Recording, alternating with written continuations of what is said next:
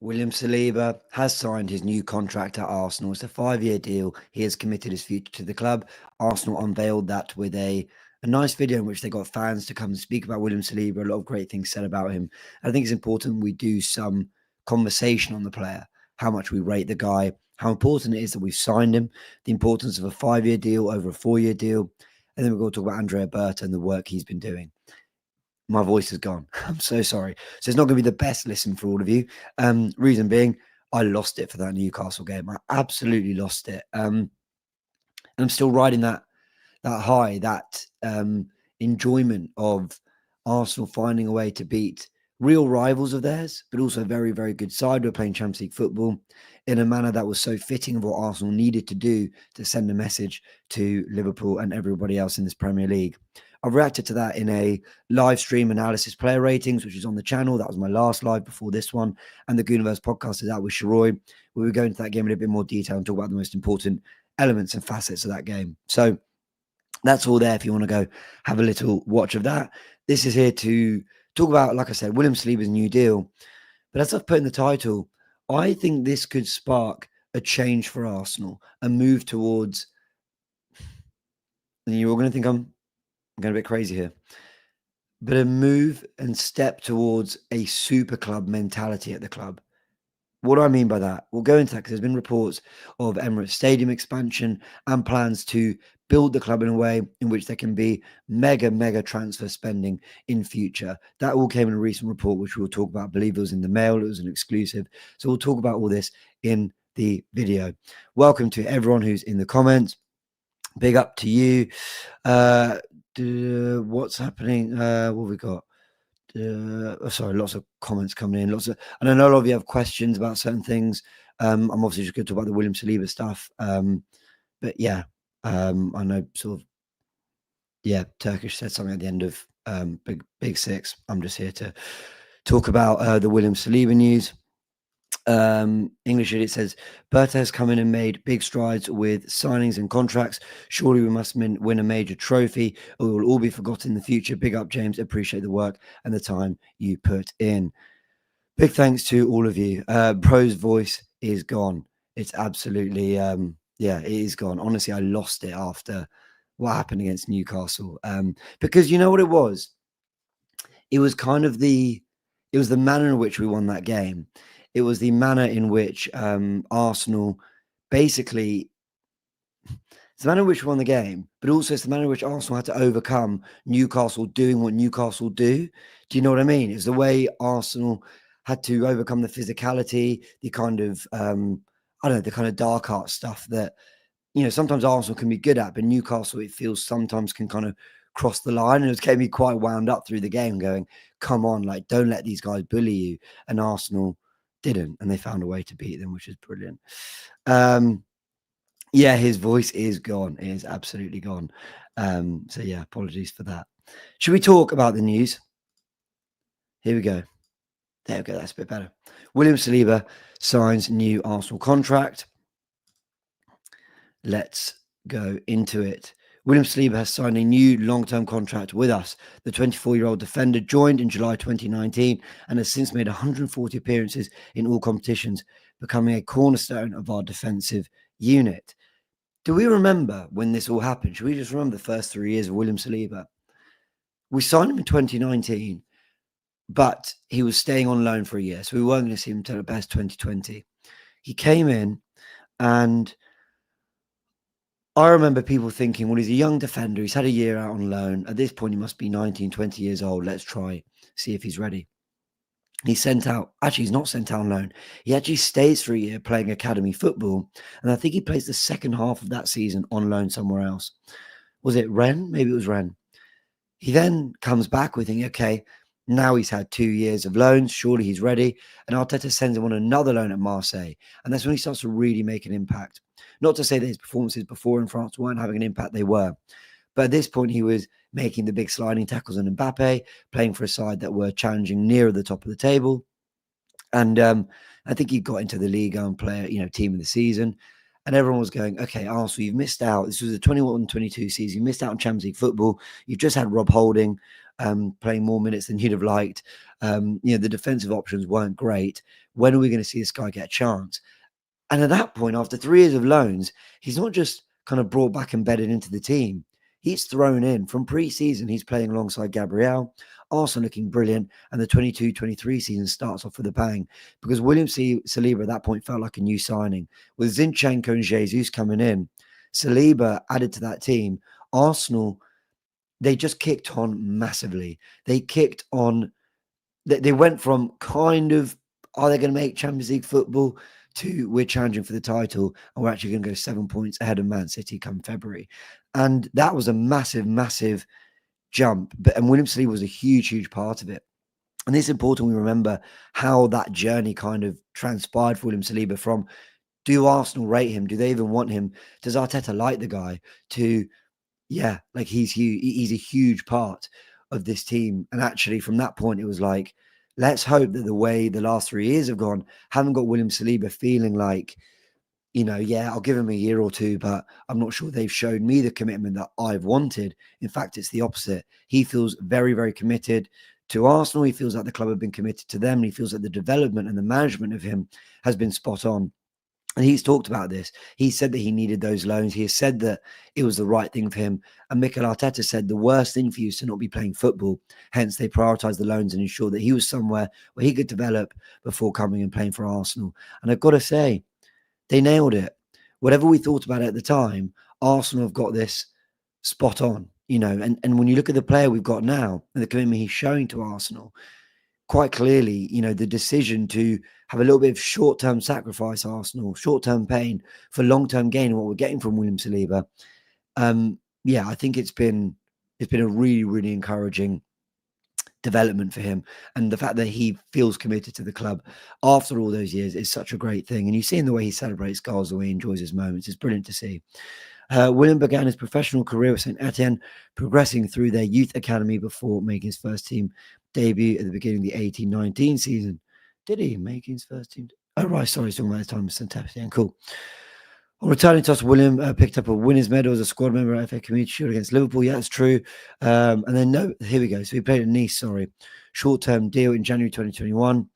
And then he joined Marseille on season-long loan. Okay, yeah, that's absolutely right. He was in the League One Player of the Year. So he got the Young Player of the Year award in Ligue 1, and also had inclusion in the 21-22 Ligue 1 team of the season. That's my memory is quite good, to be fair. I got most of that right. And then we all remember this. William Saliba's debut came in our season opener against Crystal Palace. We won 2-0. That was a massive win. It was a time where Arsenal basically set a bit of a precedent for. I think they set a bit of a precedent for we're going to overcome these difficult away days that, to be fair, in the season before, we were starting to overcome them. But to get past kind of Selhurst Park opening day, a lot of people thought we were going to drop points then. With William Saliba excelling, it set the tone for us. Then 5 wins in a row and then 50 points out of 19. Since then, and since William Saliba has arrived at Arsenal, we have not failed to finish second or in some way, shape or form challenge for the title.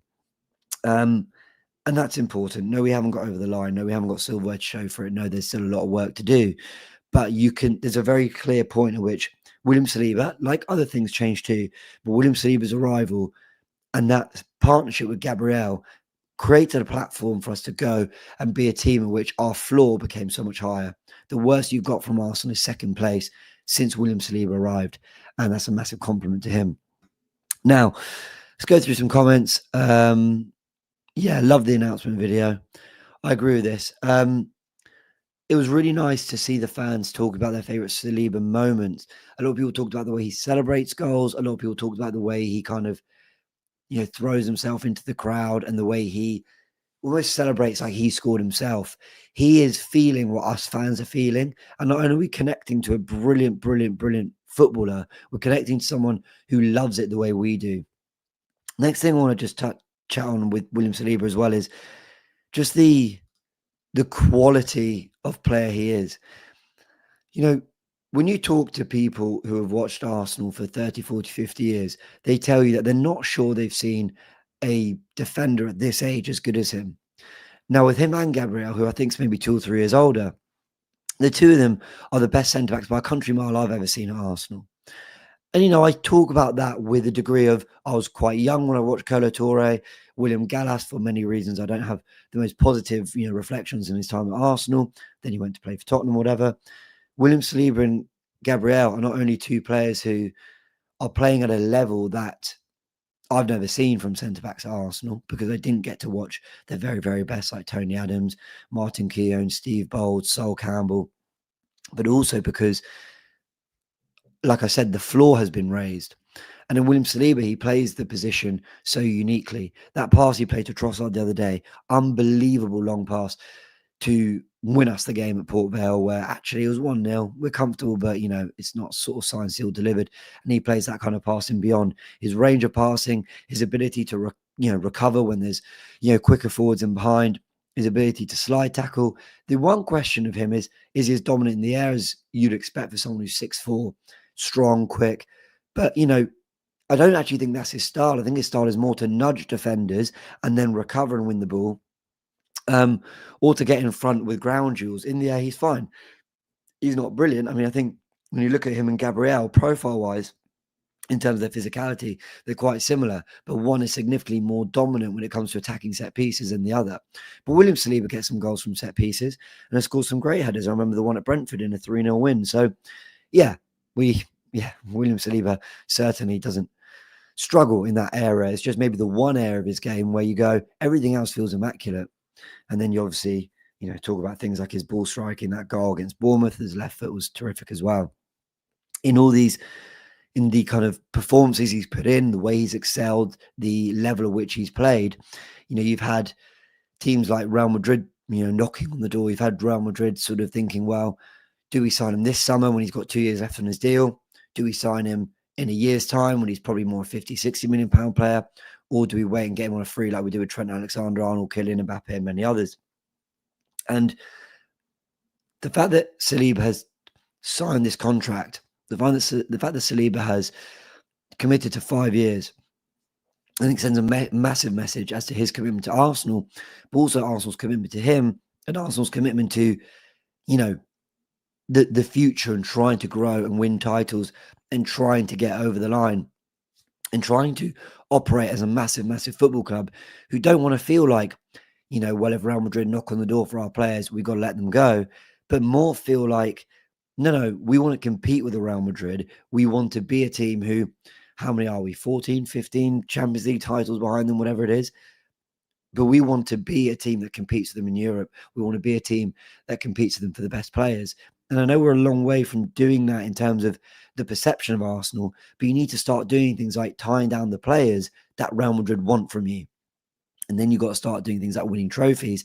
And then you've got to start doing what Liverpool did. They transitioned from winning the title without signing players to going, no, we're going to nick a Wirtz from a Bayern Munich. We're going to nick an Isak from whoever might be in the race, because we're going to be the most front-footed team financially, but also for where the direction of this team is going, to pick up one of the best strikers in the world. And I think Arsenal want to move themselves into those conversations, and keeping Saliba, employing Andrea Berta after his work at Atletico Madrid, keeping your best players, but then eventually winning trophies, is how you're going to start to chip away at those barriers between sort of being a massive club and like a super club, if that makes sense. I hope that makes sense with what I'm saying. Let's go through some of the bits and bobs. Forgive me while I just bring this back up on screen. Here we go. Right, so the moment we've all been waiting for. Here's Arteta, here's Saliba, here's Andrea Berta. What a 6-7 months he has had, Andrea Berta, at the club. And that is made clear by Hand of Arsenal's tweet. A Berta transfer window. Kepa, Nkapie, Mosquera, Norgard, Madueke, Eze, Gyökeres. Interestingly enough, doesn't include Zubimendi in that. Because Zubimendi was a signing done by the hierarchy at the club. You put that probably more on Jason Ato, on Mikel Arteta, on Edu. It's the establishment that was there before that got the Zubimendi thing done. But Kepa, Nkapie, Mosquera, Norgard, Madueke, Eze, and Gyökeres. Pretty sensational transfer window. A lot of business being done. When you include Zubimendi, that's 8 incomings from a pure transfer perspective in the summer. And Berta had to run all those things. And by the way, that's not to say he had no hand in the Zubimendi deal. He'd have had to come and get that over the line. While we heard in January that it was all, Sammy Mockbell said that it was all set to sign and the deal's pretty much done.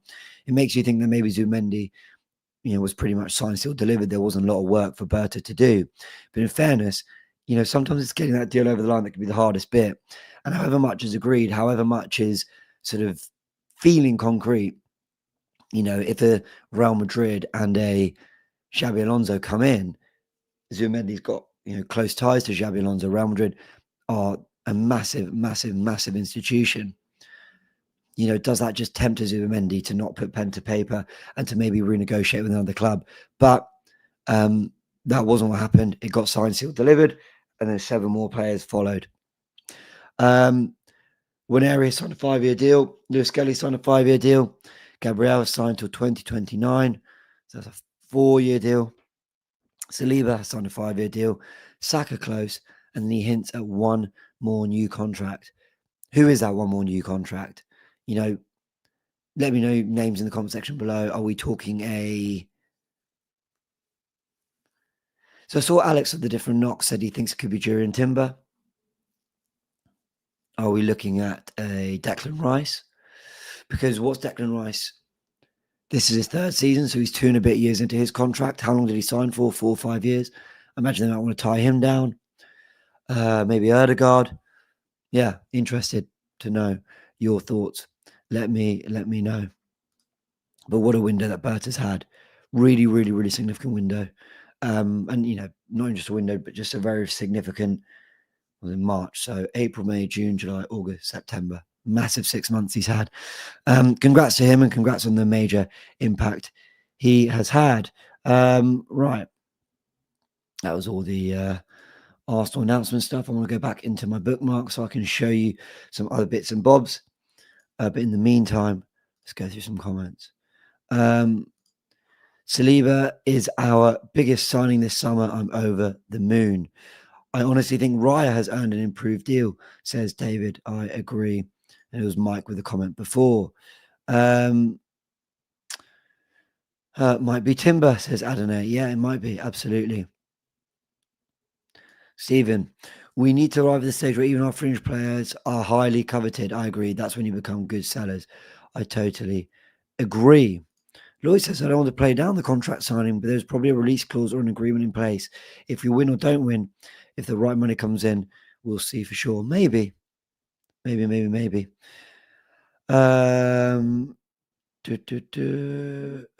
what else? Is this a premiere or live? It's alive, my friend. It's alive.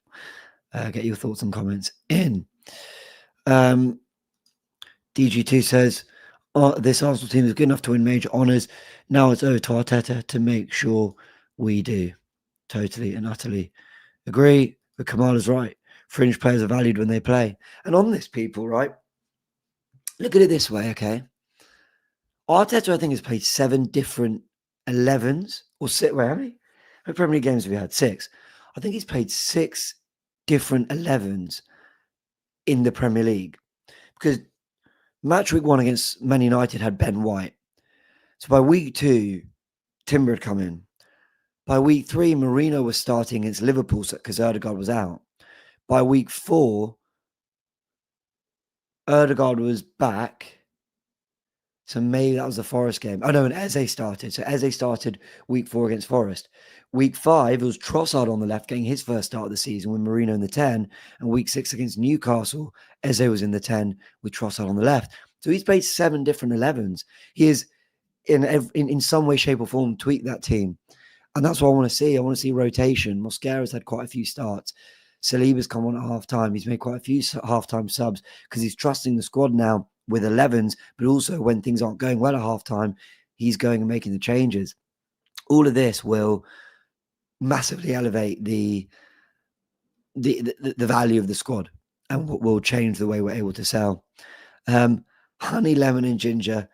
Got to do the trio. Well, I've got honey and lemon, and I will absolutely be drinking some tea. So apologies for that. Timber is the best right back in the world by miles. Only Hakimi is close. Wow. I don't know if there's a better defensive right back in the world, but let me know. Sign Yildiz from Juventus, some were saying. In the past, Arteta made it obvious that a player wasn't a part of his plans. That hampers things when trying to sell. It tanked valuation. We won't have that going forward. What's wrong with your voice? Yeah, I was too happy after Newcastle. First time catching you live. Keep up your excellent work. Thank you so much. I really appreciate it. And appreciate your dedication, James, says KD. Thank you, man. I mean, KD, you showed dedication when you came and met us all on tour. So big thank you. James, why you always ill? Take vitamins. I'm pushing it too much. But thank you, Ishmael. And you know what? So I like this. I didn't know Berta was this good. Yeah, I agree. He's been fantastic. There was a question. Oh, yeah. So I love you bring up that we've had lives, and if you're catching us live for the first time, let me take this moment to say that the live streams are going to be sort of more and more. Goonerverse News is going to exist as a platform for me to get 10-minute instant reactions out. It's my opportunity to, and in fact, let's sort of show you all the channel. YouTube, here we go. Goonerverse News is my opportunity to just react instantly to, you know, what's going on, give you a quick 10 minutes, and then I've got this platform here to go into it in more detail and talk you through what's going on, and use the Goonerverse as more of an analysis platform, a community platform, a place where we break down things, we get different opinions, we get all your thoughts, and we go into things in more detail. Here on Goonerverse News, we're much more doing 10 to 15-minute reactions on news, from the match reactions to what our rivals have done and why it's important. And as you can see here, Saliba signing a new deal. This was my 8-minute reaction on the channel. And now here we're going into it in a bit more detail, talking about the player, talking about Berta, talking about the bigger picture for Arsenal. So do subscribe to Goonerverse News if you haven't yet. This is, like I said, instant reaction. And the two channels function very, very different ways. But ultimately, across both, we'll keep you up to date with everything to do with Arsenal. Just want to let you guys know. Max in the comments. And I saw your comment earlier, Max, saying that, yeah, I was definitely celebrating that Newcastle. Then Newcastle got a bit too much. But big up, Max, as always. Abdullah Rama says, I'm feeling happy about recent performances, favourite players, and good different stuff for childhood dream. Feeling happy about recent experience. Sorry, I read it completely wrong. I don't know. I was getting caught in other comments. I'm feeling happy. Recent experience, favorite players, good different stuff. I think you're just happy about the players, and that's rightly so. Big up to you. Let's go back to Twitter, also known as X. So, as you can see from this, I don't know if it's big enough on screen, but hopefully you can. Isan says he's got an exclusive here on Daily Mail, how Arsenal's new board members are looking to supercharge the club, expanding the Emirates Stadium, behind-the-scenes TV shows, bumper transfer spending. Okay, so a few things here. The new board members, we know that Tim Lewis has left. I gave a reaction to that on Goonerverse News, and we know that there were certain things that he was keen on. He had particular relations with clubs when it came to, particular ownership that he was quite vocal about. We know that journalists like Henry Winter have come out and not spoken glowingly about him, but we know that plenty of others have said that Tim Lewis did some great work, and without him, we wouldn't have Eberechi Eze. So I'm not here to talk about Tim Lewis in big detail, but he has gone. New board members have come in. One of the guys whose names I've completely forgotten about is quite well versed in video, which maybe explains this behind-the-scenes TV shows. Are Arsenal looking to expand their content offering to a point where they're actually producing really good content for Arsenal fans to feel close to the club? That kind of thing is really important. When we do these live streams here on YouTube, when we do these videos and we build these communities, what a lot of you say to me, and I'm very grateful for the feedback, and it's very moving to hear. A lot of you say things to me like, we feel close to the club because of the content creators that are building these communities. And if Arsenal can tap into that, that'll be very, very important. I think it's the right thing that they're looking to do that too. Now, expanding the Emirates Stadium is interesting. And the reason I'm talking about this on the same live stream as I'm talking about Saliba is when you commit a player, William Saliba, to 5 years, because you've employed Andrea Berto, who's a big name in this space, probably the biggest name we possibly could have employed.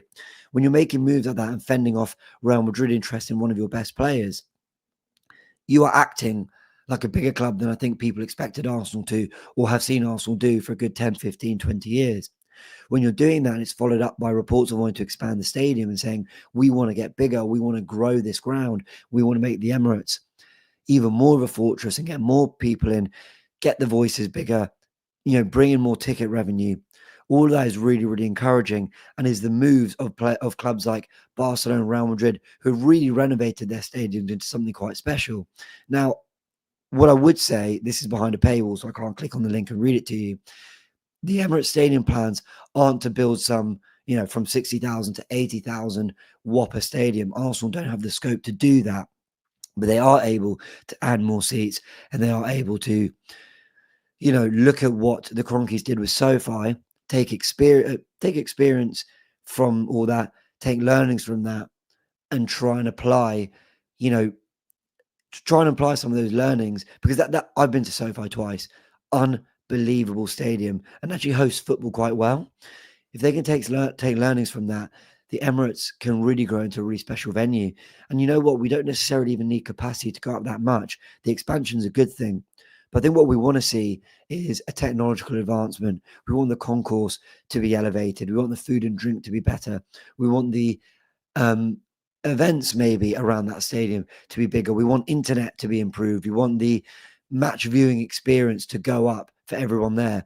And expanding the Emirates, I don't think talks purely about the seats at the ground, but I think it talks as well about the ability to improve the fan experience and for people to go to the Emirates and go, my word, this is impressive. And I think a lot of people feel that anyway.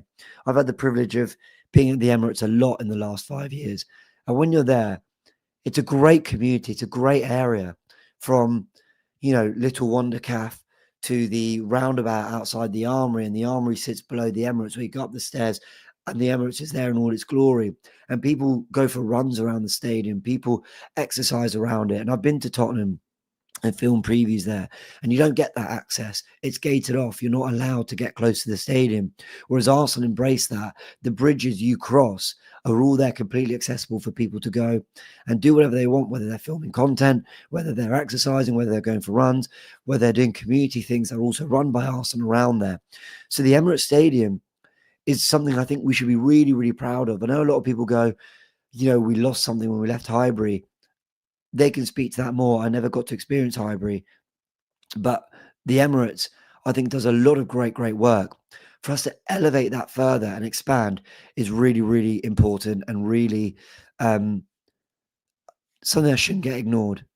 We shouldn't, if we're looking to be a super club, then the stadium has to hold weight. Liverpool have gone and improved Anfield. Real Madrid have done it with the Bernabeu, Camp Nou as well, Barcelona, and we should follow suit.